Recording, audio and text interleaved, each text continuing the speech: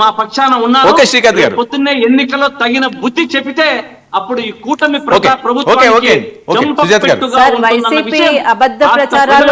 YCP అబద్ధ ప్రచారాలు ఎలా ఉంటాయి అంటే, పులివెందుల్లో ఇప్పుడు బూత్ ఏజెంట్లు లేరు అంటున్నారు. పోనీ అది అబద్ధం ప్రచారం అని చెప్తున్నారు. పోనీ మరి ఎలక్షన్స్ అయిన తర్వాత పులివెందులకి జగన్మోహన్ రెడ్డి గారి కుటుంబంతో సహా వెళ్తే అక్కడ 2 రోజులు కూడా ఉండకుండా పారిపోయారు బెంగళూరుకి. ఎందుకు? అక్కడ లోకల్ వాళ్ళు ఎవరైతే ఉన్నారో పనులు చేసిన వాళ్ళకి బిల్లులు రాలేదని చెప్పి జగన్మోహన్ రెడ్డి గారి ఇంటిని ముట్టడించారు. మీరు మాట్లాడుతున్నప్పుడు నేను విన్నానండి. ఆగండి, నా టైం కిల్ చేయకండి ప్లీజ్, నన్ను మాట్లాడండి. పులివెందుల్లో వాళ్ళ ఇంటిని ముట్టడించారండి. దాన్ని వీళ్ళు బూత్ లో ఏజెంట్లు లేకపోవడాన్ని ఇట్లా సమర్థించుకుంటున్నారు. అప్రజాస్వామికం, ప్రజాస్వామ్యాన్ని తొక్కేశారు అన్నది మీరు చెప్పకూడదండి. పిల్లలు రామకృష్ణారెడ్డి గారు ఉదంతం చూసాం. మళ్ళీ అవినాష్ రెడ్డి గారిని అరెస్ట్ చేయడానికి వచ్చినప్పుడు ఎలా వ్యవహరించారో చూసాం. ప్రజాస్వామ్యం గురించి మీరు మాట్లాడకండి దయచేసి. ప్రజాస్వామ్యం గురించి మీరు మాట్లాడకండి దయచేసి. ఎన్నికలు చాలా ప్రశాంతంగా జరుగుతున్నాయి. లేదండి, మీరు అబద్ధాలు ప్రచారం చేయొద్దు. పుట్టినది ఎవరైనా శ్రీకాంత్ గారు నన్ను మాట్లాడియండి. శ్రీకాంత్ గారు మీరు ఎప్పుడు మాట్లాడుతూనే ఉంటారు. మీ అబద్ధాలు ఇంకా కంటిన్యూ ఉంటూనే ఉంటాయి. మీరు ఆపండి. మీకు బూత్ ఏజెంట్లు లేరు, దాన్ని మీరు ఇలా సమర్థించుకుంటున్నారు. పవన్ కళ్యాణ్ గారు నిలకడలేని గురించి ఆయనకు మాట అంటే నిలకడ, వారి మాటలు నీటి మూటలు అనేది రాష్ట్ర ప్రజలకు అందరికీ తెలుసు. శ్రీకాంత్ గారు వర్మ గారు సరే, వాళ్ళ నాన్న ఎక్సైజ్ కానిస్టేబుల్ కాబట్టి ఎన్ని చోట్ల ట్రాన్స్ఫర్ అయితే అన్ని చోట్ల పెరగచ్చు.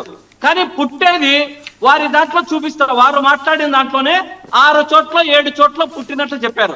ఎవరైనా పుడతారమ్మా. విశేషాలు గానీ నిలకడ లేదన్న అంశాలను ఆ ఒక్కటి ఎవరన్నా చదువుతారు. సరే మీరు మాట్లాడారు కదా శ్రీకాంత్ గారు, మీకు అవకాశం ఇచ్చాను. ఆవిడ మీరు కిలిచీకండి సార్. పులివెందుల్లో వాళ్ళకి బూత్ ఏజెంట్లు కూడా లేని పరిస్థితి. వక్రీకరించి వీళ్ళు వక్రీకరిస్తున్నారు. మాట్లాడితే వినేదానికి సరే ఒక్క నిమిషం. మీరు చెప్పారు కదా, మీరు చెప్పారు. పెద్దిరెడ్డి గారి మీద అందరూ ఆరోపణలు చేస్తున్నారు అంటున్నారు. మరి అదే మదనపల్లిలో ఎంతమంది కలెక్టర్ ఆఫీస్ దగ్గరికి అర్జీలు పట్టుకుని వెళ్ళారండి? అదంతా కూడా అబద్ధం అని చెప్తారా మీరు? అలాగే పవన్ కళ్యాణ్ గారు ఒక కార్యకర్త మాట్లాడుతుంటే మైక్ కట్ చేశారని తప్పుడు ప్రచారాలు చేస్తున్నారు. ఈ రోజు బయటకు వచ్చిన విషయం, పవన్ కళ్యాణ్ గారి పర్యటనలో అపరిచిత వ్యక్తులు కొంతమంది కాదండి, అపరిచిత వ్యక్తులు ఆ రకంగా మాట్లాడారు, కట్ చేయమన్నారట. ఆవిడ చెప్తున్నారు కదా, వినండి. అనుమానాస్పద వ్యక్తులు ఆయన పర్యటనలో వచ్చారు. అలాగే అక్కడ వచ్చి రాజకీయాలు మాట్లాడుతున్నారు, సమస్యల గురించి మాట్లాడకుండా. చెప్పేది వినకపోతే కార్యకర్త కాదటండి, కాదండి, అతని కార్యకర్త కాదట, అనుమానాస్పద. వినండి ఒకసారి శ్రీకాంత్ గారు. సరే శ్రీకాంత్ గారు వింటారా? శ్రీకాంత్